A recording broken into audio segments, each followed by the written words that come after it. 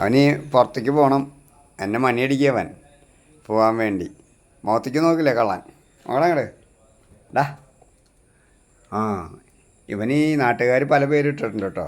ഒന്ന് വിളിക്കുക ടിപ്പു എന്ന് വിളിക്കും, ചിലർ ഉക്രു എന്ന് വിളിക്കും. പിന്നെ അവന് ഞാനൊരു പേരിട്ടിട്ടില്ല. ഞാൻ ചില സമയം ചൊട്ടാപ്പി എന്നൊക്കെ വിളിക്കും. അവൻ ഭാര്യയാണ് മുത്തെന്ന് വിളിക്കുക. ഒരു ഇതുമില്ല. അപ്പോൾ ഗേറ്റ് തുറന്നാകുമ്പോൾ ഒരു പോക്ക് പോവും. പൊക്കോ, വേറെ ഒന്നും ചെയ്യില്ല.